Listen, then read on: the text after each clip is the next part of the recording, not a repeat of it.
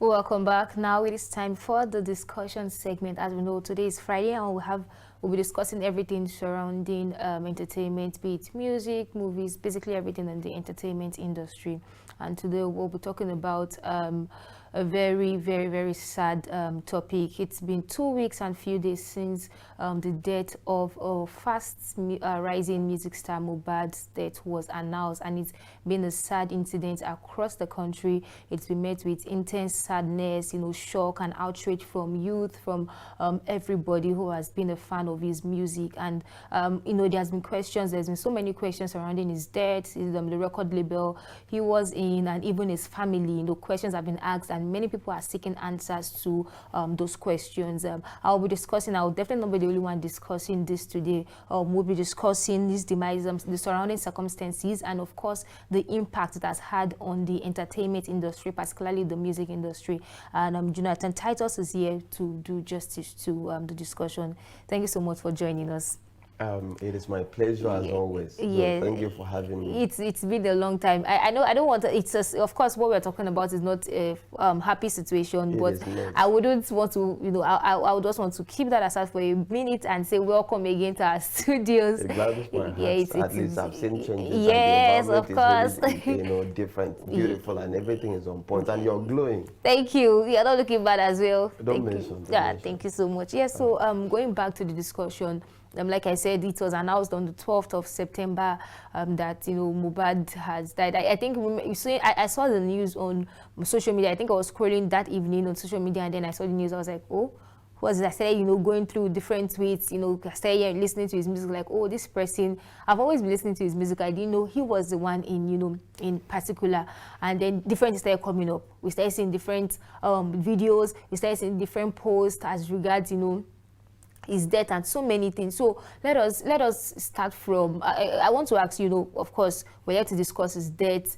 What can you say about his death? What can you say about the circumstances surrounding his death? Of course, we don't know, we don't have evidences, we don't have, like, we can't say this is the truth presently, because the police are currently investigating and doing so many things surrounding the circumstances around his death. But then I think we can have a discussion and basically just analyze things surrounding his death. So well, as it stands, I want to first of all extend my condolences to the family, and in particular the sister who stood by him.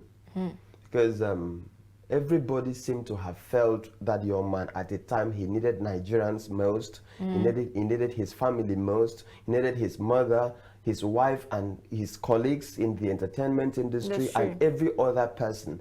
Everybody felt that guy because he cried and cried very loud. The cry was loud, very loud, enough for everybody to hear. But we ignored him. You understand? The police felt him. He submitted a petition before the police.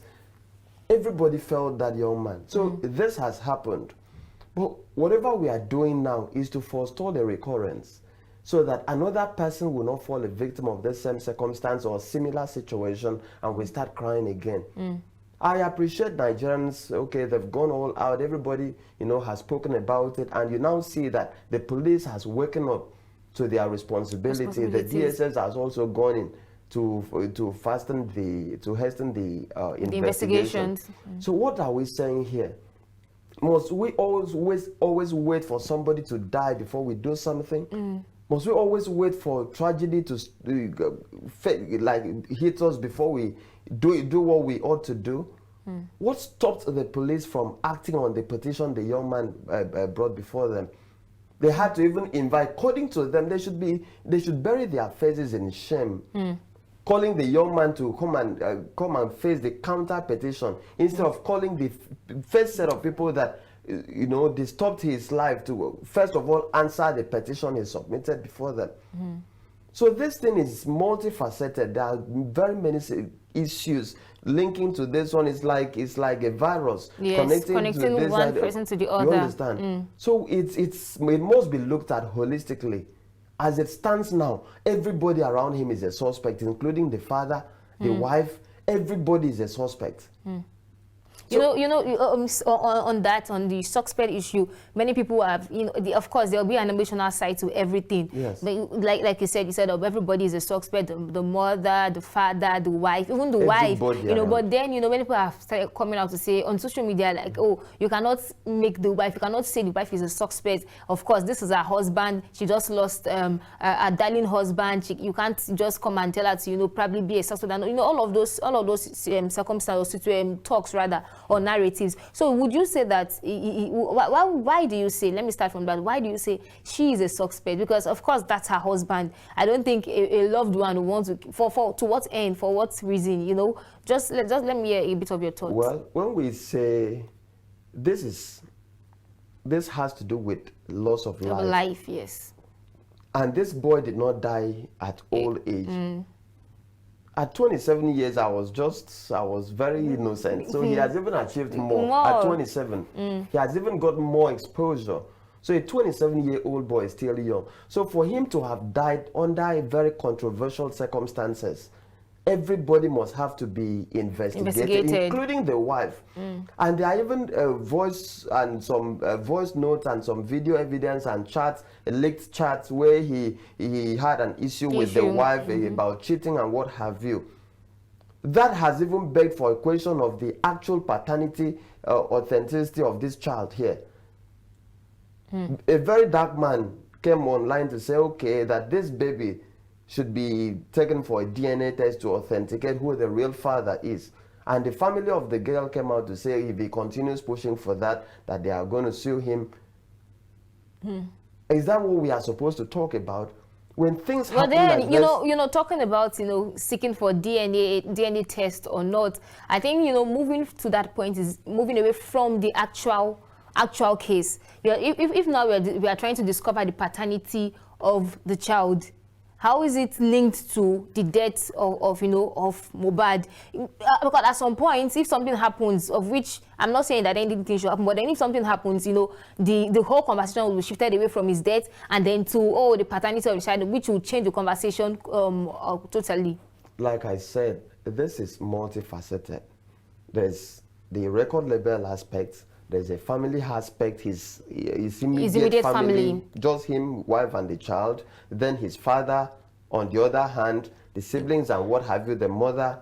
Now, about the wife, in a case where the paternity of a child is argued on, a woman may do something to conceal evidence.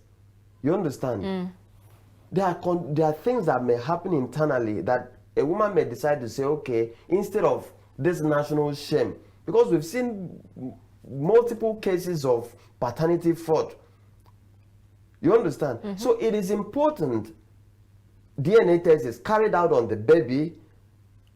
And where did this guy actually, when he started complaining, oh, he was sick, because the hospital where he was taken to came out, they released a statement yesterday that Mohbad was brought in dead, that he wasn't alive as at the time he was brought into their facility.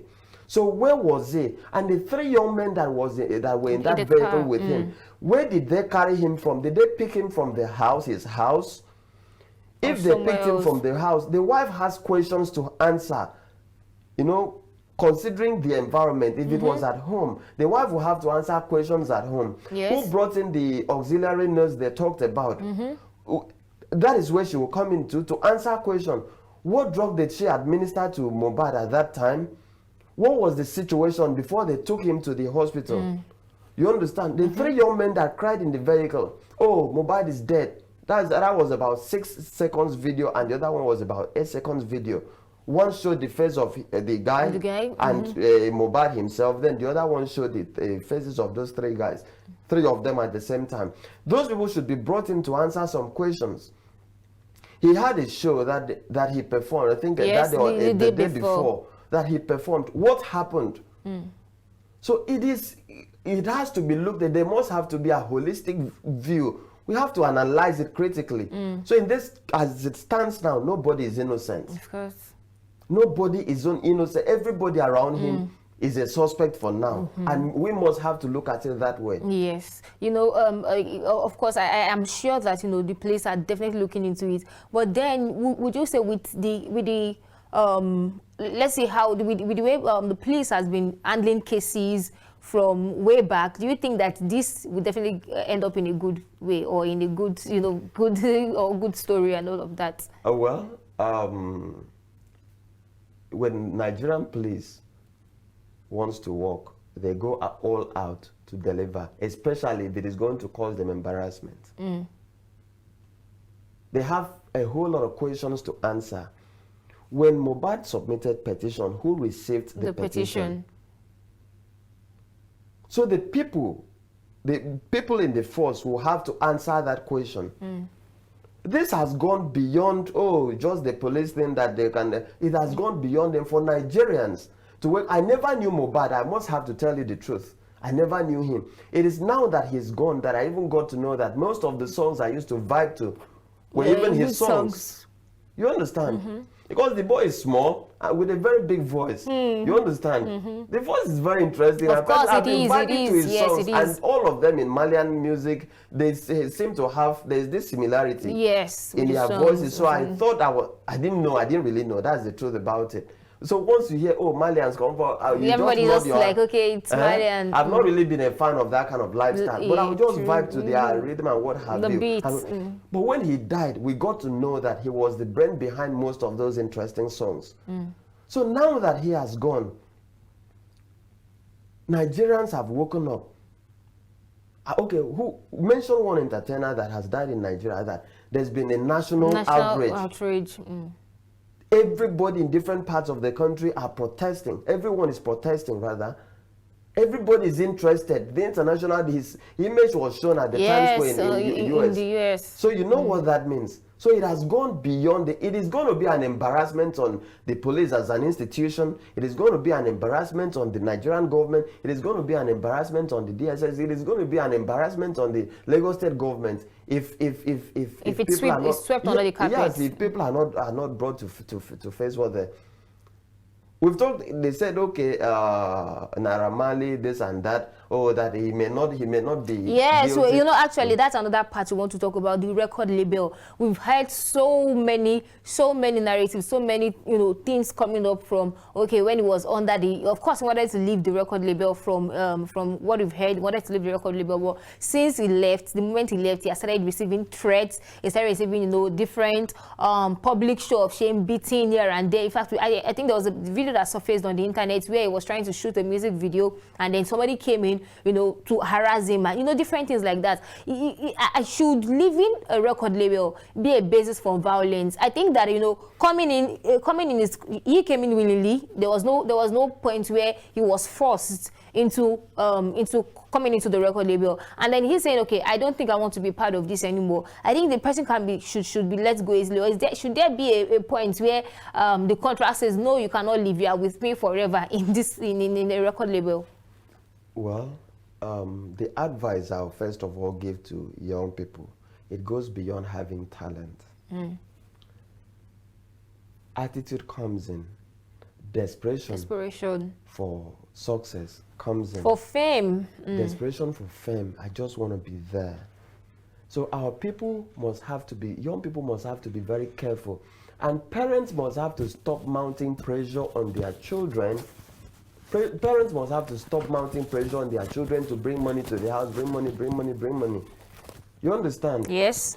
Before you sign a contract, read in between lines. Get a lawyer to help you look through the documents. There are some clauses that may be there that will hook you for life. So it is important you bring a lawyer. You've been invited, and they open a document and say, sign here, you sign. You've gone to school. At least anybody that has gone through primary school and secondary should be able to read.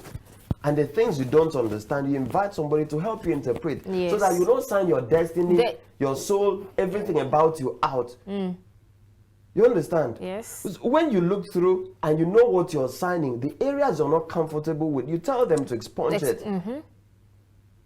So that when you want to leave, it's not supposed to be a death sentence. Exactly. There are some, even governments, there are most contracts the government would award and they're terminated because of breach of agreement or what have you. So people must have to, first of all, read through documents and know what they are signing before they get into it.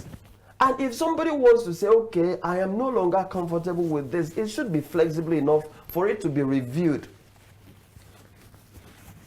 Some young people may think, okay, I can sing, I'm handsome, I have the voice.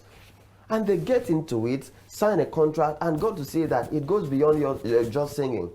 Because there are speculations that, okay, they were actually meant to push some hard substances like that, which of course the boy was no longer comfortable with. There's another aspect to it.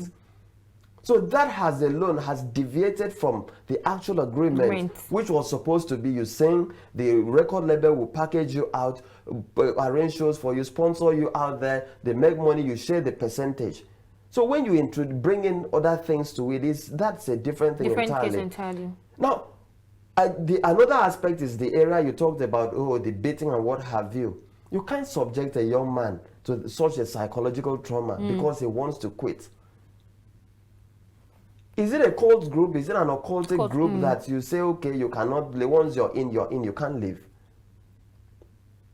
They say, oh, his death, Naira Marley may not even be involved. Sam Larry may not even be involved. Other things may be involved. But for the mere fact that he made life a living hell for that person, he subjected that young boy to that emotional, psychological, and social trauma that he could not go out at convenience. He could not do certain things he would want to do because of the fear of being beaten. And we've seen those videos where he was really beaten. So those are circumstances that can lead to someone even taking his life. Because if he may wake up to feel, oh, everybody has failed me, the society has failed me, so what do I live to gain? So indirectly, you're guilty. We have to talk about all of that. Indirectly, you're guilty. You can't claim to, oh, I saw a video where Sam Larry said he loved it. He loved Mohbad. He loved him. He was cool with him. He was like a brother. He was like your brother and you beat him up. You're huge. Imagine unleashing your energy on this little boy. This is something that would have been settled in or out of court. And everybody will go home smiling. You know, Kiss Daniel, let's make reference to Kiss Daniel. Kiss Daniel once faced a thing like that with J-World. J-World, that he had to even lose his name. He lost his name, and he had to change his name to Keys, from Keys to Keys. Yes. To be able to operate. Is that how it is supposed to be? Yeah, you know, exactly. You know, that's one thing I think we've seen in record labels when it comes to at least the Nigerian entertainment industry. If you are not in a certain clique, if you are not in a particular group, then it seems the person's career when it comes to the entertainment industry is almost non-existent. So you have to be in a clique. You cannot say you are independent, and even if you're independent, you literally need to have like so many godfathers rather to back you up and say, okay, I'm holding you up, I'm here for you, and all of that. So it's still something that baffles me, because why is it that I have talent, I have something that I think I can offer the world, and I want to offer the world, and I'm looking for a platform to to push out my talent, and then I finally get one, and it now seems as though I'm in an occultic group, I'm in a cult group or a cult-like setting because I have to survive. Like you mentioned something earlier, you said that desperation should not be a part of it, but we see that many people, most of the new talent that we see are coming from from the streets. You see, they are not necessarily, most of them are not necessarily educated. You could see some of them as dropouts, or some of them just from inner from maybe the slums and all of those places. So they might not have the necessary knowledge. They might be very ignorant when it comes to maybe the business aspect of entertainment. So what can be done? Should there be a group that can help them, that can help manage all of these things, or is it that the record labels, can they not find something, or should it just be for their gain at the end of the day? Well, everybody, let me take it from the street aspect. Street is where you have raw talent. Raw talent, be it the comedy, in the creative industry, street is where you have raw talent.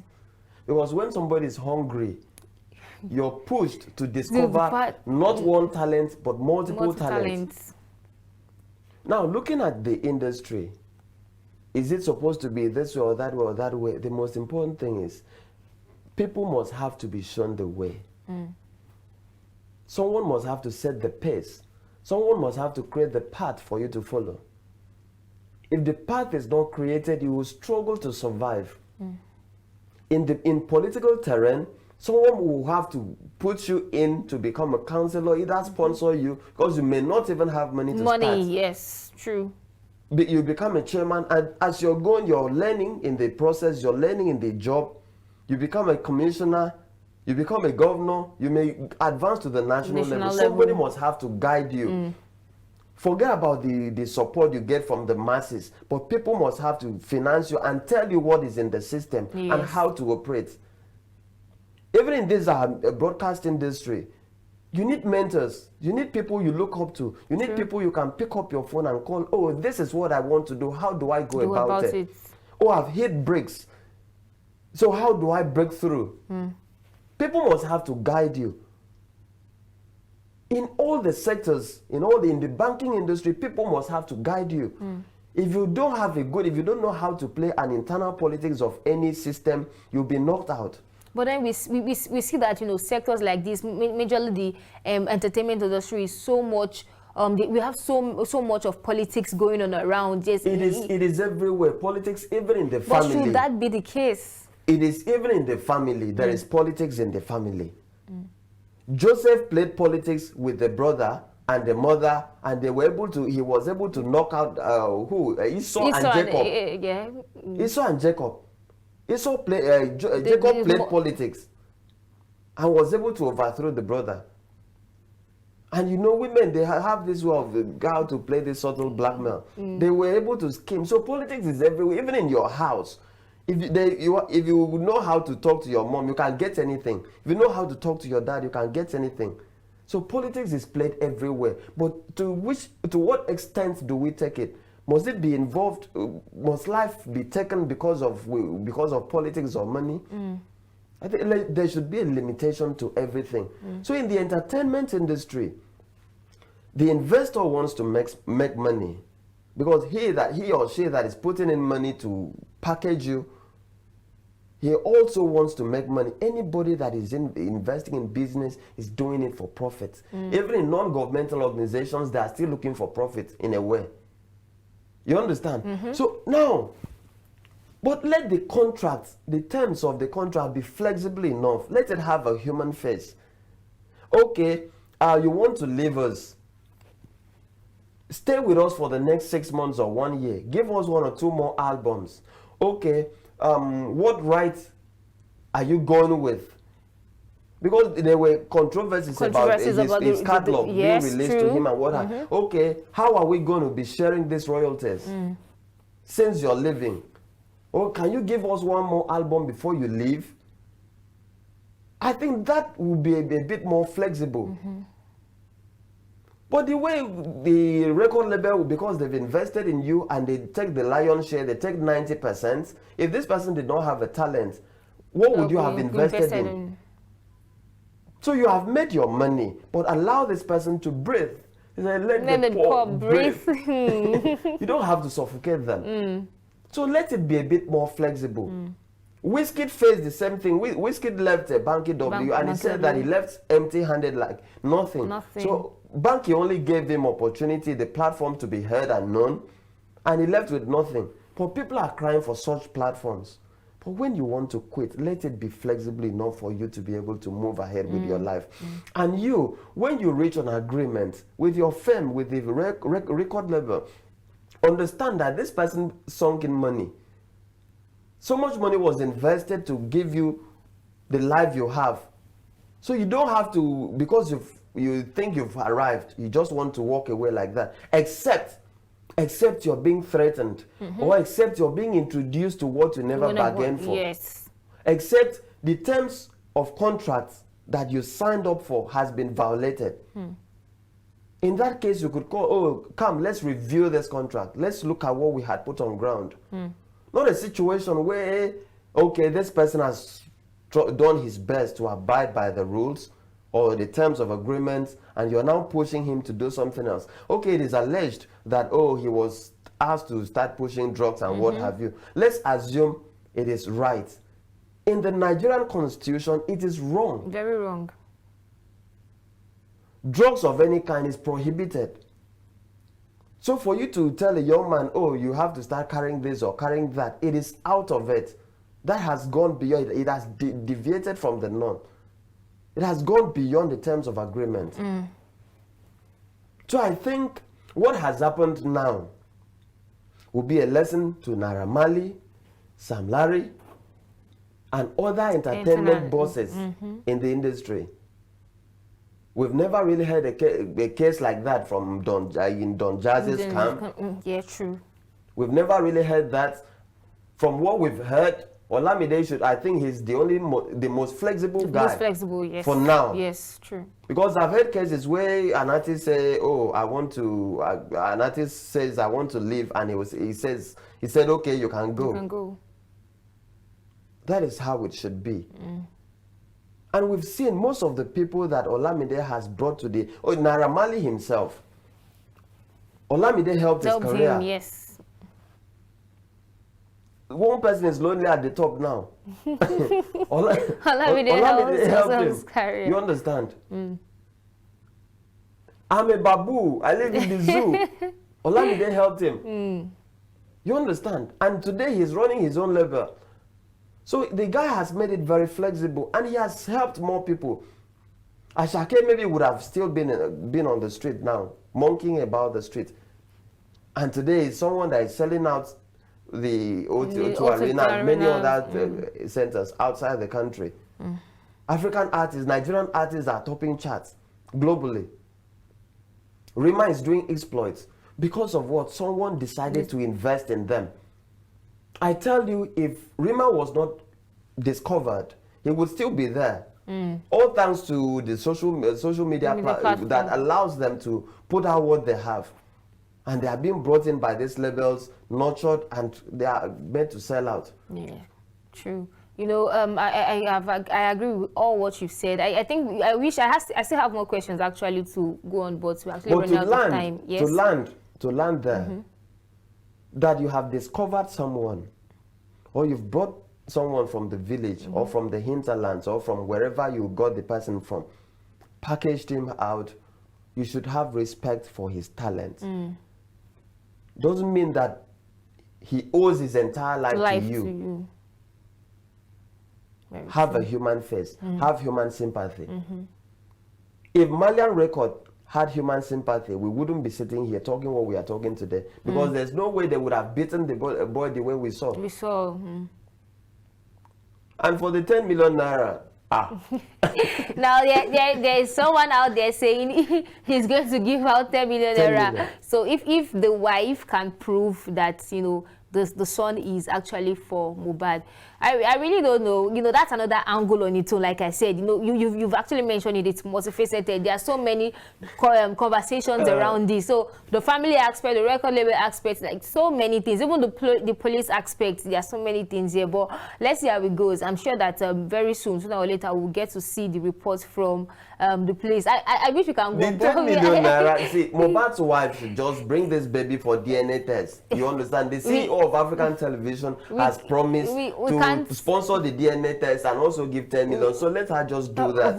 I think it's a choice. Whatever it is, it's a choice. It's like someone calling you to come to Ikoyina and get 10 million. And you will rush now. It's a choice. At the end of the day, I think a choice still stands. Whether she wants to do it or not, she has to make the decision for herself. But the paternity of the baby should be established. Well, we don't know about that. We can't say. Investigations are still going on. So let us wait. Let's see how it unfolds, and then we know whatever comes out from it, we can now move forward from there. Thank you so much for joining us. Thank you. It's always my pleasure. Yeah, thank you so much. I think we've heard it all. I guess I said desperation should not be the major reason or number one. You should not be part of the reasons why you should, you know, probably go to a platform to put out your talent. Of course, your talents are very good, but it is necessary that you look at the business side of whatever it is you are, or whatever it is you want to push out there, your talent. Look at the business side of your talent, of your skill. It's very necessary necessary to read letter to letter, word for word, and make sure that for everything you know, understanding your contract, you ask questions, ask the right questions, and make necessary research before going into something, before accepting to sign a contract. We'll go on a short break to be back with Daybreak Africa. Just stay with us.